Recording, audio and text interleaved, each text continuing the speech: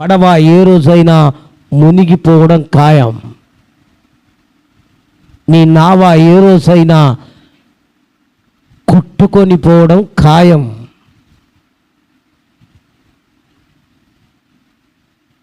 లోకము తట్టు కాదు. అందుకని అన్నాడు, నీవు నా తట్టు తిరిగితే నేను నీ తట్టు తిరుగుతా. నా మాట వింటే మీరు భూమి మీద మంచి పదార్థములు భుజిస్తారు. ఆయన తట్టు తిరగాలి, ఆయన మాట వినాలి. లోకంలో ఉన్నవారి వైపు కాదు మనం తిరగాల్సింది. వారి మాటలు వీరి మాటలు కాదు వినాల్సింది, దేవుని మాట. నిన్ననే నేను ద్రాక్షరసం కొరకు షాప్ దగ్గరికి వెళ్ళా, బుక్ స్టాల్, మన క్రిస్టియన్ బుక్ స్టాల్ దగ్గరికి వెళ్ళి ద్రాక్షారసం తీసుకొచ్చుకోవడానికి వెళ్తే అతను నాకు బాగా పరిచయం, బ్రదరు. కొంచెం కూర్చొని మాట్లాడుతుంటే అన్న ఒక ఆయన వచ్చి సేవకుడు అంటున్నా, ధర్మశాస్త్రం మనకు అక్కర్లేదు, దాంతో మనకు పనే లేదు, మనకు కావాల్సింది కొత్త నిబంధనే, మనకు కావాల్సింది క్రీస్తే అని అన్నాడంట. నాకంటనే నేను చెప్పేసిన, చర్చ్ ఆఫ్ క్రైస్ట్ వాళ్ళని వింటారులే బ్రదర్ అని. నిజమేనే, వాళ్ళ తప్ప ఎవరు అంటారు? నువ్వు అడగకపోయావా? ధర్మశాస్త్రము అక్కర్లేదంటే పరిశుద్ధ గ్రంథంలో అనవసరంగా పాత నిబంధన ఎందుకు పెట్టినాడని? అవునా కదా? అవసరం లేనప్పుడు పాత నిబంధన గ్రంథం ఎందుకు, కొత్త నిబంధన ఒకటి చాలు కదా. యేసుక్రీస్తు ప్రభుల వారే అన్నాడు, ధర్మశాస్త్రాన్ని నేను కొట్టివేయటకు రాలేదు, కానీ దాన్ని నెరవేర్చుటకే నేను వచ్చానన్నాడు. హల్లెలూయా. ఏమైందన్నమాట అంటే ఆయన అంటున్నాడనా, మా రూల్స్ ఇవి. ఏ రూల్స్? మా రూల్స్. ఏ రూల్స్? మా మినిస్ట్రీ రూల్స్. ఏంది వాక్యానికి విరుద్ధంగా మినిస్ట్రీ రూల్సా?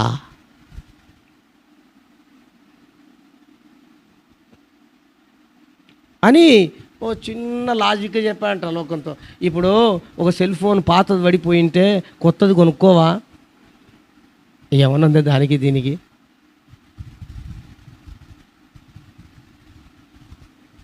ఈ రోజున చాలామంది ప్రియ దేవుని బిడ్డలారా అలాగా దేవుని వాక్యపు వైపు, దేవుని మాటల వైపు మళ్లించబడక, లేక వాటి వైపు తిరగక, వాటికి ప్రాధాన్యత ఇయ్యక, లోకంలో లోకపు మాటలు లేదా ఆ సంస్థ మాటలు లేదా ఆ వ్యవస్థ మాటలు ఇలా వింటూ చాలామంది నాశనమైపోతున్నారు, విశ్వాస భ్రష్టులు అయిపోతున్నారు. అరే డబ్బు సంపాదించాలంటే, ఓ 10,000 రావాలంటే నీకు అక్కడే ఉండి కాని వాక్యం చెప్పాలా? అంత అవసరం ఏముంది? ఏ నార్సారా అమ్ముకుంటే రాదు? ఏ బిల్ట్ షాప్ పెట్టుకుంటే రాదు? దానికి దేవుని సేవ చేయాలా? అందుకు దేవుని వాక్యం లేనిది చెప్పాలా? అందుకు దేవుడు చెప్పినట్టుగా ఇష్టానుసారంగా వల్లించి చెప్పాలండి లోకంతో పోల్చి?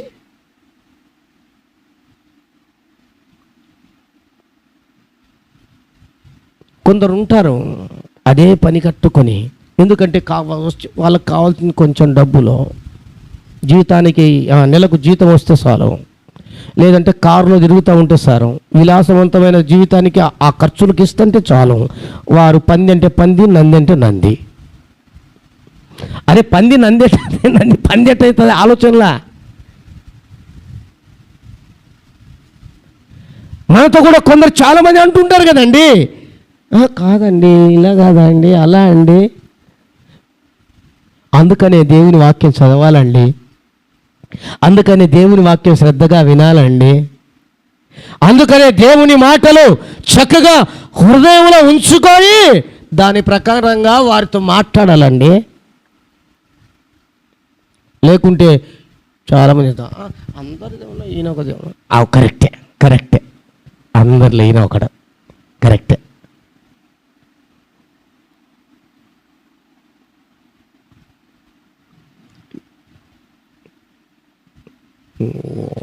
చాలా బాధ అనిపిస్తుంది. కొన్ని చెప్పకూడదు, చెప్పకపోతే మీకు తెలియాలి కదా. ఒక ఆయన అంటాడు, పేరు చెప్పను,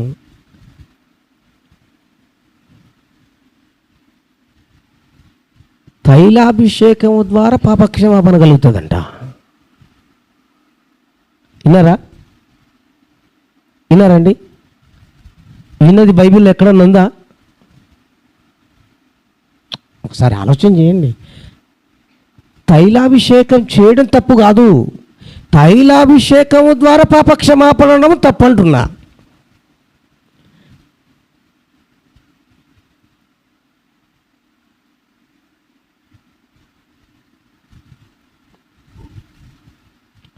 నా ప్రియ దేవుని బిడ్డలారా, ఎంతమంది ఎన్ని రకాలుగా దేవుని వాక్యాన్ని వక్రీకరించి చెబుతున్నారు. తెలియకపోతే అంతే కదా, వాళ్ళు చెప్పిందే కరెక్ట్ అనుకుంటాం కదా. తన పాపములను ఎవరైతే ఒప్పుకుంటారో వారు, పశ్చాత్తాపడి ఒప్పుకుంటారో వారు పాపాలు క్షమించబడతాయి, వారిని దేవుడు క్షమిస్తాడు. బైబిల్లో ఉన్నమాట. యేసు రక్తము ప్రతి పాపము నుండి పవిత్రులుగా మనుషులు చేస్తుందని దేవుని మాట. తైలాభిషేకం పాపం నుండి విడిపించబడింది ఏందండి?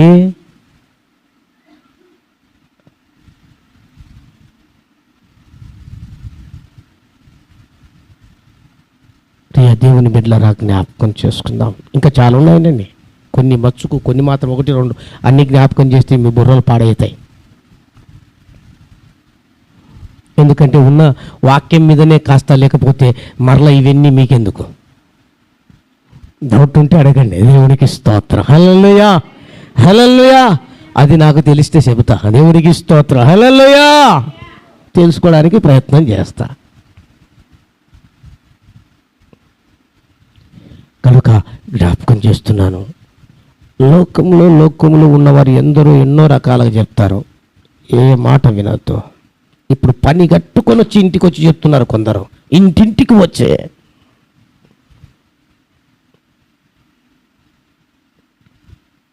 విశ్రాంతి దినం శనివారం, ఆదివారం కాదు, పని కట్టుకొని వచ్చి చెప్తున్నారు.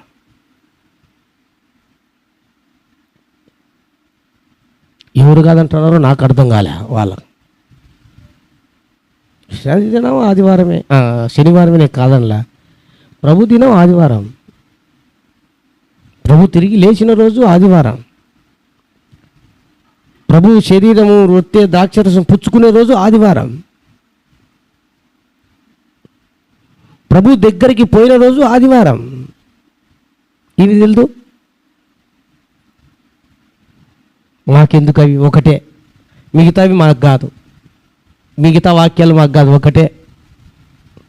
విశ్రాంతి దినం శనివారం, అంతే. మాకు కావాల్సింది ఒకటే. మిగతావి ఎవరికి? అలా మిగతా వాక్యాలు ఎవరికి?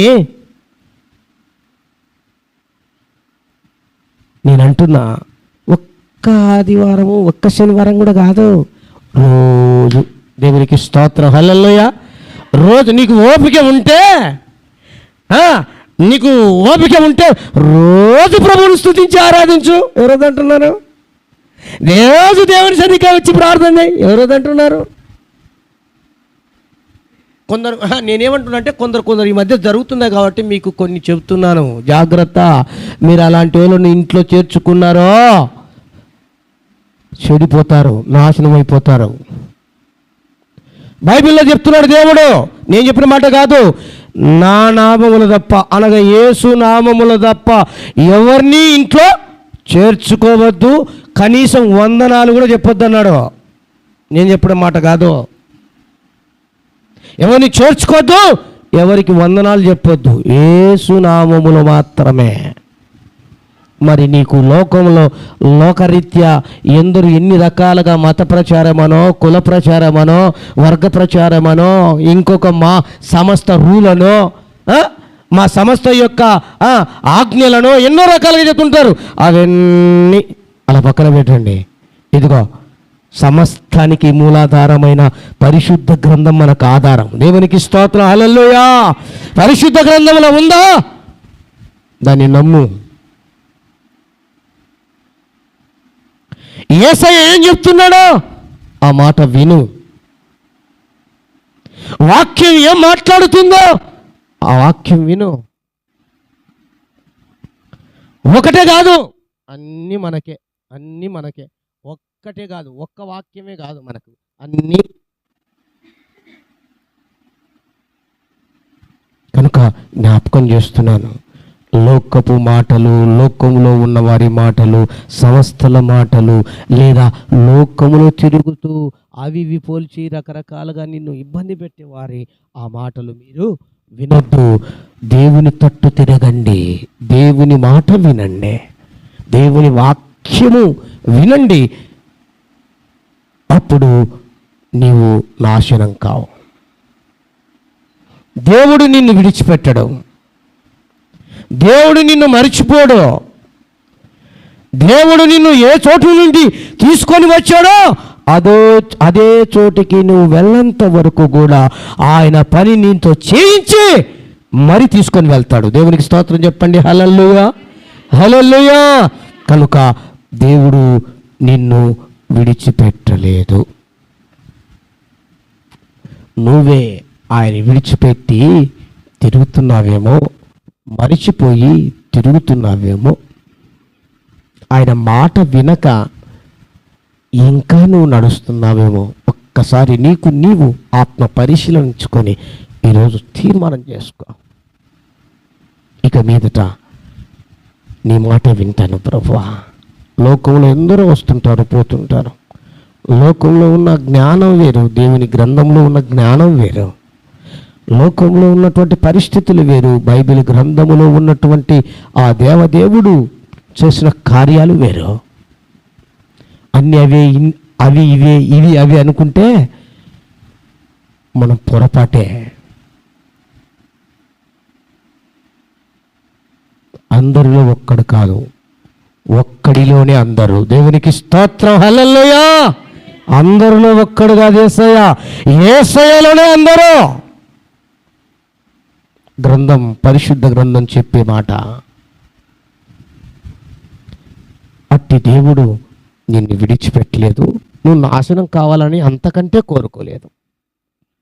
నువ్వు బాధల్లో ఉండి, సమస్యల్లో ఉండి, అనారోగ్యంలో ఉండి, ఆర్థిక ఇబ్బందుల మధ్య ఉండి, సంతానము లేమిలో ఉండి, లేదా ఇంకా ఏ పరిస్థితుల్లో ఉండి నువ్వు బాధపడుతూ నన్ను విడిచిపెట్టాడు, మరిచిపోయాడు అని అనుకుంటున్నావో అది కాదు. కాస్త నీకు ముందుగా ఉన్నాడు.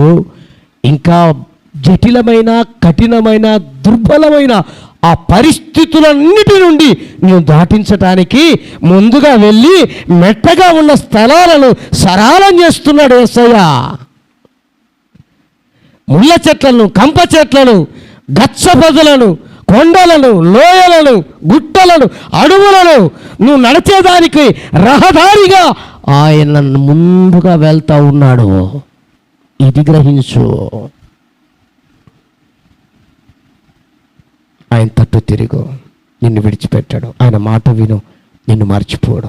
ఇంకొక మాట జ్ఞాపకం చేస్తున్నా, చకచక ద్వితీయోపదేశకాండం 24వ అధ్యాయం 4వ వాక్యం, 23 ద్వితీయోపదేశకాండం 23వ అధ్యాయం 4వ వచనం. త్వరగా. ఏలయనగా మీరు ఐగుప్తులో నుండి వచ్చుచుండగా వారు అన్నపానములు తీసుకొని మిమ్మల్ని ఎదుర్కొనరాగా నిన్ను శపించుటకు బహుమానమునిచ్చి నదుల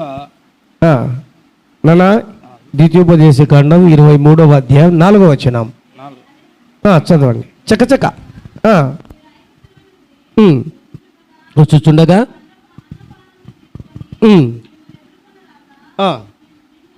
ఉమ్.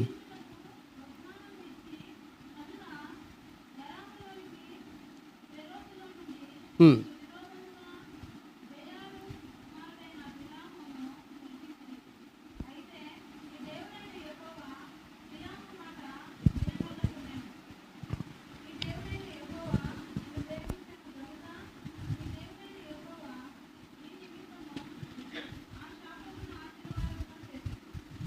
ఉమ్.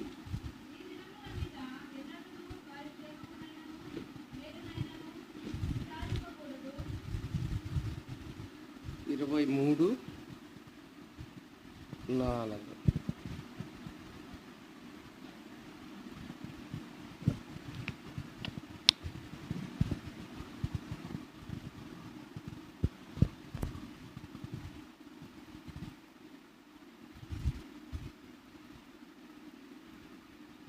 క్షమించండి, 14.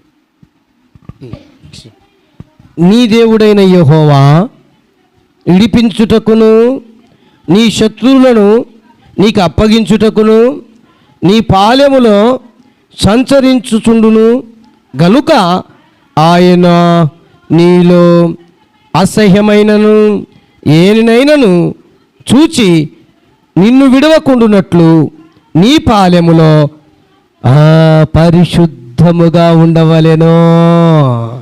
దేవుడు మనల్ని విడవకుండున్నట్లు మనం పరిశుద్ధముగా ఉండాలి అని దాని అర్థం.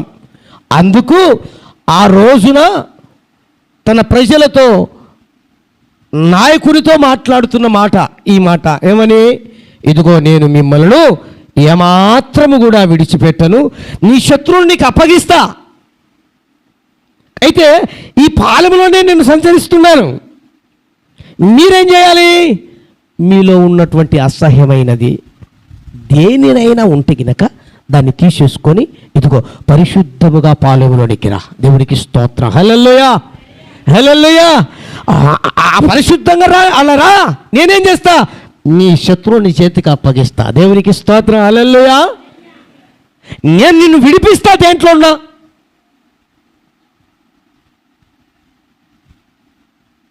దేవుడు మనల్ని విడిచిపెట్టకుండా ఉండాలి అంటే పరిశుద్ధంగా జీవించాలి, పవిత్రంగా బ్రతకాలి. అసహ్యమైనది ఏదున్నా దేవునికి వ్యతిరేకమైనది తీసేసుకోవాలి. ఏదున్నా దాన్ని తీసేసుకోవాలి. అప్పుడు పాలెంలోనికి వస్తే అప్పుడు పరిశుద్ధంగా ఉండట. ఎందుకంటే పాలెములోనే ఆయన ఏం చేసేవాడంటే ఆ రోజుల్లో కాస్త మనకు అర్థం కావడానికి చెప్తున్నాను.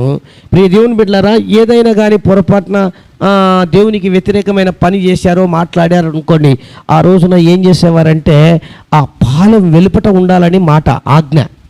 లోపలికి రాకూడదు. పాలెం లోపలికి అంటే ఊర్లోనికి రాకూడదు. మన భాషలో ఊర్లోనికి ఊరు బయట ఉండాలి. ఎంతవరకు? పొద్దుగుకి ఎంతవరకు ఉండాలి. ఆ తర్వాత స్నానం చేసి మరలా సూర్యుడు అస్తమించిన తర్వాత పాలెంలోనికి రావాలి. అంటే దాని అర్థం ఏంటి?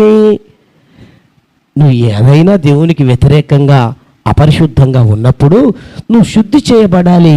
ఆ తర్వాత పాలెంలోనికి రావాలి. అంటే పరిశుద్ధంగా జీవించడానికి వస్తే ఆ పాలెములో నేను నీతో కలుసుకుంటాను అంటాడు. దేవునికి స్తోత్రం. హల్లెలూయా.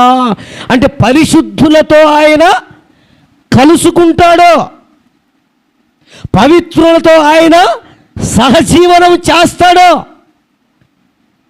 పరిశుద్ధులకు ఆయన కనబడతాడు, పరిశుద్ధులకు ఆయన తోడుగా ఉంటాడు. అపవిత్రులందరినీ అలానే ఉంచేవాళ్ళు. మోషేతో చెప్పాడు, నువ్వు ఎవరు రానివద్దు పాలెంలోనికి. ఎవరైనా నాకు వ్యతిరేకమైందా, అపరిశుద్ధంగా ఉన్నారా, వాళ్ళు రానివద్దు.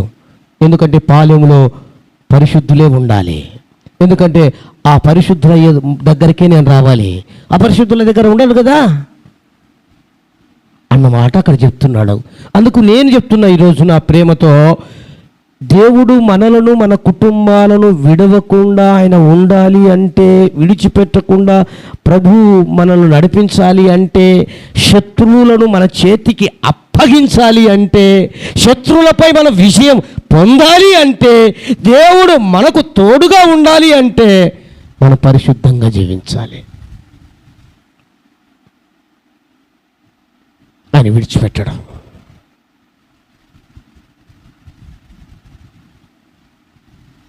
దేవునికి వ్యతిరేకంగా ప్రవర్తించేంత వరకు కూడా దేవుడు అందరితో భక్తులతో తోడుగా ఉన్నాడు. ఎప్పుడైతే దేవుడి మాట వినలేదో అప్పుడు చిన్నగా ఎడబాటు అయిపోవడం జరిగింది. ఒకవేళ మనం తీసుకుంటే సౌలు జీవితంలో కావచ్చు, లేదా దావీదు జీవితంలోనే కావచ్చు, ఇలా కొన్ని ఉన్నాయి. కొన్నిసార్లు వాళ్ళని విడిచిపోయినటువంటి సందర్భాలు. ఎందుకు విడిచిపోతాడంటే దేవునికి అసహ్యమైనది ఆయన ఉన్న చోట ఉండకూడదు. అంటే పరిశుద్ధంగా ఉన్న పాలెములోనే ఆయన సంచరిస్తాడు, ఆ ప్రజల మధ్యనే ఆయన ఉంటాడు. కనుక మన జీవితాల్లో దేవుడు మనల్ని విడిచిపెట్టకుండా ఉండాలంటే పరిశుద్ధంగా బ్రతుకుదాం. మరొక మాట పరిశుద్ధ గ్రంథంలో నుంచి జ్ఞాపకం చేస్తున్నాను. చూడండి చకచక దావీదు కీర్తన గ్రంథం 37వ అధ్యాయం 25వ వచనం. కీర్తన గ్రంథం 37వ అధ్యాయం 25వ వాక్యం. నేను చిన్నవాడనై ఉంటిని, ఇప్పుడు నేను ముసలివాడనై ఉన్నాను, అయినను నీతిమంతులు విడవబడుటము కానీ, ఇక్కడ గుర్తుంచుకోవాలి మనం, నీతిమంతులు విడవబడుట కానీ, వారి సంతానం భిక్షమెత్తుట కానీ నేను చూచి ఉండలేదు. దావీదు సాక్ష్యమిస్తున్నాడు. నేను చిన్నప్పటి నుంచి చూస్తున్నాను, ఇప్పుడు ముసలోన్ని, నీతిమంతులు మాత్రం విడవబడడం కానీ, వారి పిల్లలు కానీ వారు కానీ భిక్షమెత్తడం కానీ చూసి ఉండలేదు. అంటే దాని అర్థం ఏంటి? దేవుడు మనల్ని విడిచిపెట్టకుండా మనము మన కుటుంబాలు భిక్షమెత్తకుండా అనగా దరిద్రులముగా ఉండకుండా ఉండాలి అంటే నీతిమంతులముగా మార్చబడాలి. అదే కదా మాట ఉండేది. నీతిమంతులు విడవబడుట కానీ భిక్షమెత్తుట కానీ నేను చూసి ఉండలేదు. అంటే అనీతిమంతులు విడవబట్ట చూసింటాడు, భిక్షమెత్తడం చూసింటాడు అని దాని అర్థం. కాబట్టి మనం కూడా మన జీవితాల్లో కొన్నిసార్లు నేను ఎంత నమ్ముకొని ఇంత భక్తిగా ఉంటే, ఇంత జీవితం జీవిస్తూ ఉంటే, ప్రార్థనాపూర్వకంగా ఉంటే, ఎన్ని రోజులు బాప్తిసం తీసుకొని ఆదివారం గురువారం బేస్తవారం అన్ని విధాలు సేవకులు ఇలా చెప్తే అలా నేను నడుచుకుంటూ ఉంటే ఏందబ్బా ఈ దరిద్రత, ఏందబ్బా ఈ యొక్క పేదరికం, ఏంటబ్బా ఈ పరిస్థితులు, ఏంది ఈ పేదరికాన్ని. కొందరు అంటూ ఉంటారు, అబ్బాబ్బా ఈ కఠినమైనటువంటి ఈ పేదరికాన్ని బట్టి దేవుడు నన్ను విడిచిపోయాడు బ్రదర్, నన్ను మర్చిపోయాడు బ్రదర్, అసలు నేను జ్ఞాపకం లేను బ్రదర్, నా కుటుంబం జ్ఞాపకం లేదు బ్రదర్ అంటారు. కాదు నా ఆయన విడిచిపెట్టాడు. భిక్షమెత్తుకొని నువ్వు ఎలా అంటావాలా? నేను చెప్పినట్టు ఇంతకుముందు కొంచెం ముందు వెళ్ళాడు నిన్ను లేదా ఈ దరిద్రతలో నుండి, శాపములో నుండి, పేదరికములో నుండి, చాలని పరిస్థితుల్లో నుండి నిన్ను పైకి తీసుకురావడానికి కాస్త ముందు వెళ్ళాడు ఆయన, పరిస్థితులు చక్కబెట్టడానికే. అంతే. నువ్వు విడిచిపెట్టాడు నువ్వు అనుకుంటున్నావు. అని విడిచిపెట్టాడు. నీతిమంతులుగా మార్చబడాలి, నీతిమంతునిగా ఉండాలి. నీతిమంతులు ఎవరో? యేసు రక్తము చేత కడగబడినటువంటి వారు, కడగబడిగేవారు. నీతిమంతులు ఎవరు? యేసు నా పాపుల రక్షకుడని విశ్వసించిన వారు నీతిమంతులు. నీతిమంతులు ఎవరు? సృష్టికర్త అయినటువంటి దేవుడు యేసయ్య నమ్మిన వారు నీతిమంతులు. నీతిమంతులు ఎవరు? యేసు నామములో వారి పాపములన్నిటినీ ఆయన రక్తము చేత కడుగుకున్నవారు నీతిమంతులు. ఇలాంటి వారు భిక్షమెత్తుకుంట కానీ, అడుక్కున్నట కానీ, పేదరికం ఉండడానికి వీలుండదు రాబోదున. అందుకనే బైబిల్ కొన్నిసార్లు ఎందుకు అలా జరుగుతాయంటే మనం చెప్పుకోవాలి కదా, సాక్షార్థమే చెప్పుకోవాలి. ఒక రోజున తిండి లేకపోయినా ఈ రోజున దేవుడు ఇంకా ఒక 10 మందికి తిండి పెట్టే విధంగా దేవుడు నాకు సహాయం చేశాడు చెప్పుకోవాలి కాబట్టి మనకి ఈరోజు తిండి ఉండకూడదు మరి. ఆ రోజున 100 రూపాయలు జోబులు ఉండడానికి కష్టం, ఈ రోజున ఆవలీలుగా 1000కు 1000 ఖర్చు పెట్టగలను దేవుడు నన్ను అటు ఆశీర్వదించి చెప్పాలంటే ఈరోజు ఉండకూడదు మరి 100 రూపాయలు జోబులో. నేనేమంటున్నా, సాక్షార్థమై ప్రభు మనల్ని జీవింపజేస్తాడా. చెప్పుకోవడానికి మనం సాక్ష్యం ఉండాలంటే కొన్ని అందుకని ఆయన అన్నాడు లేఖనాల్లో ఉన్న దీనులను దరిద్రులను పెంట కుప్పల మీద నుండి నేను మరి పెంట కుప్పల మీద నుండి లేవనెత్తాడంటే ఎందుకు విడిచిపెడతాడండి మనల్ని? ఈరోజు ఉండకపోవచ్చు జోవులో, ఈరోజు ఉండకపోవచ్చు కాస్త తినడానికి, ఈరోజు ఉండకపోవచ్చు కాస్త చాలని పరిస్థితుల మధ్య కుటుంబం, ఈరోజు ఉండకపోవచ్చు కాస్త అనారోగ్యం ఉండొచ్చు. కాలము ఎప్పుడు అలానే ఉంటుందా? ఉంటుందండి? ఉండదో. మార్పు చెందుతూనే ఉంటుంది. నీ జీవితాన్ని మారుస్తాడు దేవుడు. హల్లెలూయా. ఈరోజు ఏడుస్తున్నా నీవు, రేపొద్దున నవ్వుతావు. ఈరోజు బాధపడుతున్నా నీవు, రేపొద్దున నెమ్మదిగా ఉండి సాక్ష్యం ఇస్తావు.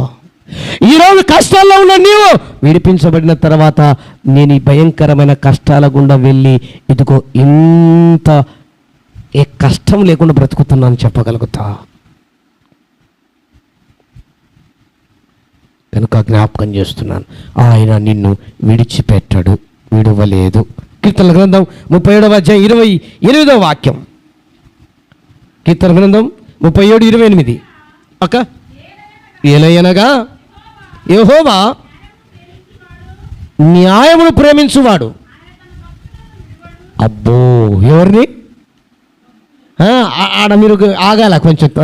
యెహోవా న్యాయమును ప్రేమించువాడు తన భక్తులను.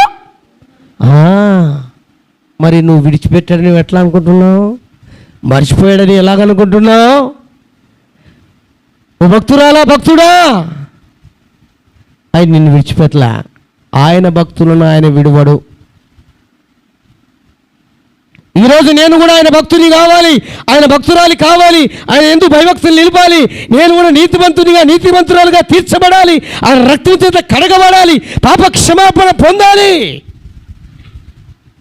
నేను కూడా ఆయన బిడ్డగా ఉండాలని నువ్వు అనుకుంటే ఇప్పుడే ఆయన నీకు తోడుగా ఉంటాడు. హల్లెలూయా.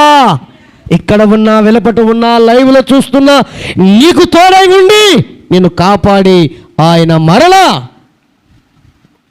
నువ్వు వచ్చిన చోటికి తీసుకొని వెళ్ళటానికి, ఆశీర్వాదకరంగా నడిపించడానికి, విడిచిపెట్టకుండా నడిపించటానికి ఆయన సమర్థుడు అన్న విషయాన్ని జ్ఞాపకం చేస్తున్నాను.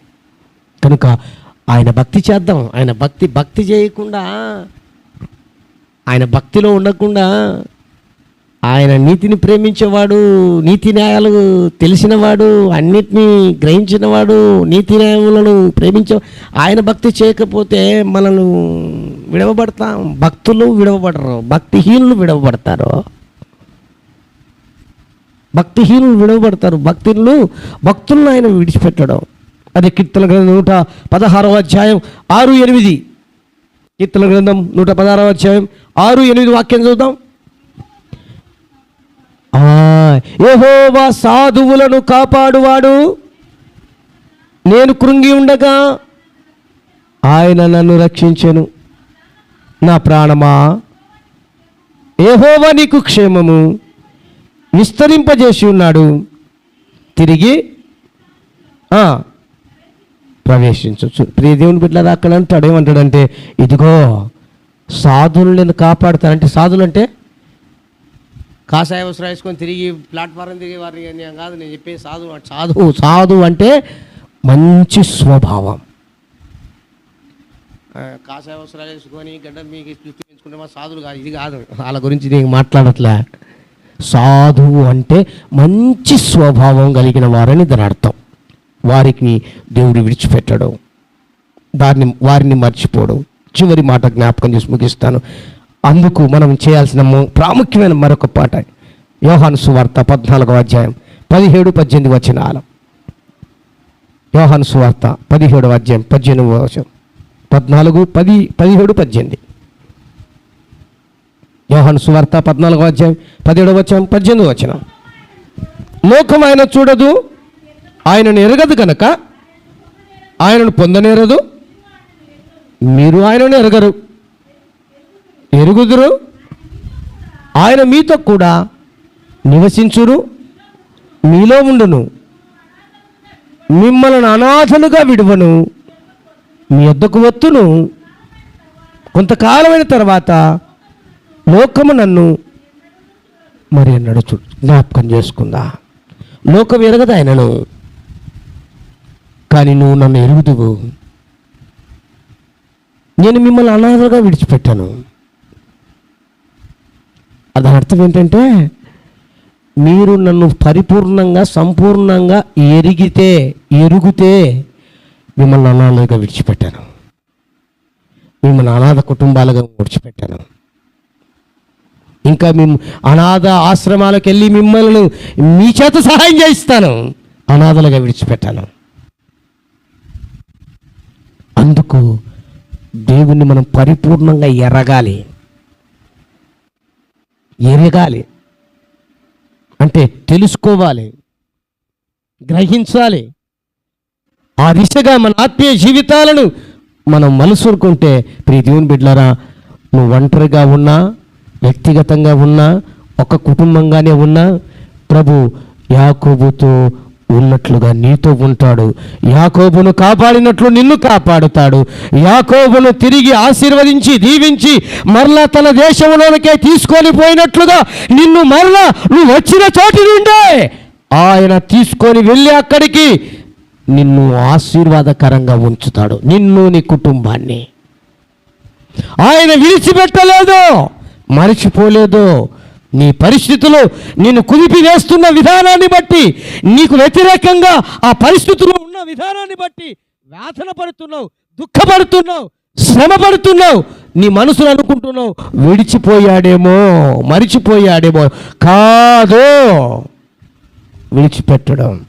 ఒకవేళ విడిచిపెట్టాడంటే పొరపాటున నువ్వు గుర్తించు, ఆయన తట్టు తిరిగి ఆయన మాట వినలేదేమో, లేదా పరిశుద్ధంగా జీవించలేకపోతున్నావేమో, లేదా నీతిమంతురాలిగా నువ్వు ఇంకా తీర్చబడలేదేమో, లేదా ఇంకా సాధువుగా మంచి స్వభావం, మృదువైన స్వభావం నీలో లేదేమో, లేదా ఇంకా సంపూర్ణంగా ఆయనను నీవు ఎరిగి ఉండలేదేమో. వీటిని ఒక్కసారి మనం పరిశీలించుకుంటే తప్పక ఆయన నిన్ను విడిచిపెట్టకుండా వెంబడిస్తాడు, ఆశీర్వదిస్తాడు, దీవిస్తాడు, పరలోకమనే మోక్షమైన స్వర్గలోకానికి చేరుస్తాడు. మోకరించండి, ప్రార్థన చేసుకుందాం. మోకరించండి, ప్రార్థన చేసుకుందాం.